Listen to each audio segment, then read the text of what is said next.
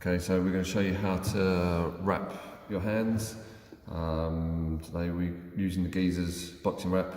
Gives us a little clue this side down. Your thumb hook goes over the thumb.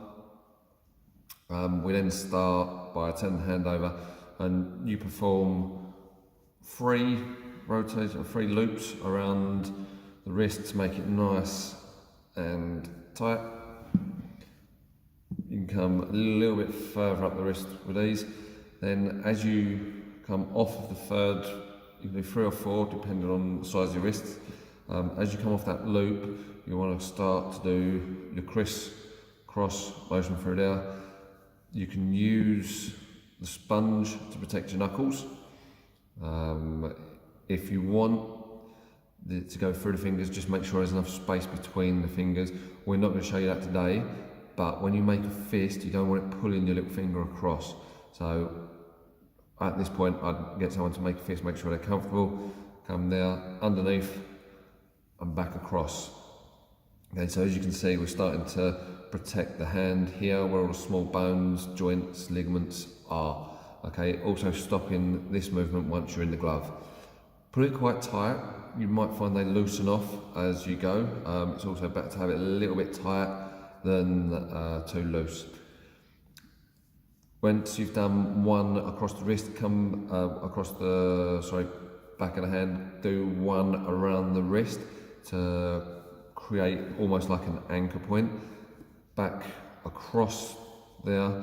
Now, as I said, we're using sponges, so we don't need to worry too much about the padding across here from the wrap. So we're going to come back across, go up and under and round again. Now you notice we didn't go across the wrist this time, so we haven't got an anchor. As I said, we're going to use a sponge.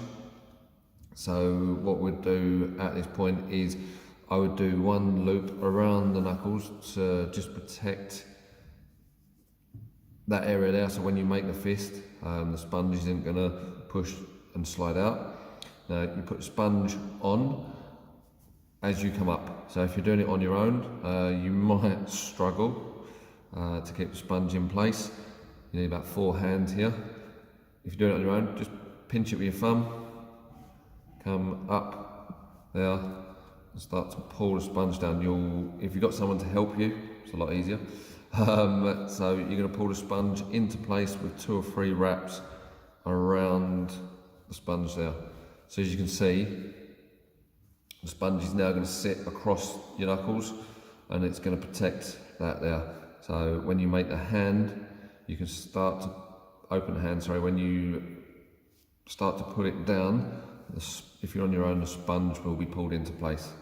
Because of this, you don't have to worry about using too much of the wrap. Look, we've still got quite a bit left to protect the knuckles. So coming across there, and now you can start going back across the wrist to protect those bones at the back of the wrist that we spoke about earlier. It's always good to just make a fist every now and again to make sure that the sponge is in the right place. You can make a fist when your hand is in the glove.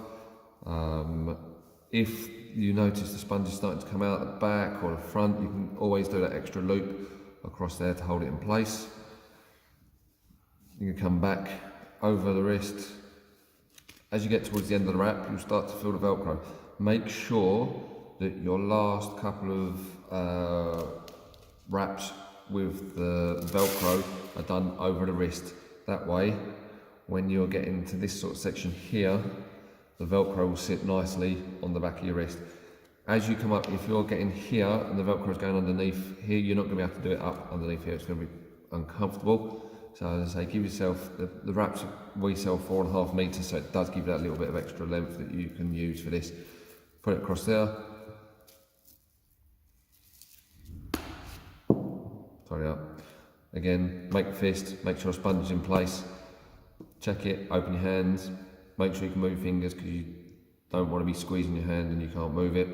You can do your capillary refill if you think you've done it too tight and you're going to get pins and needles.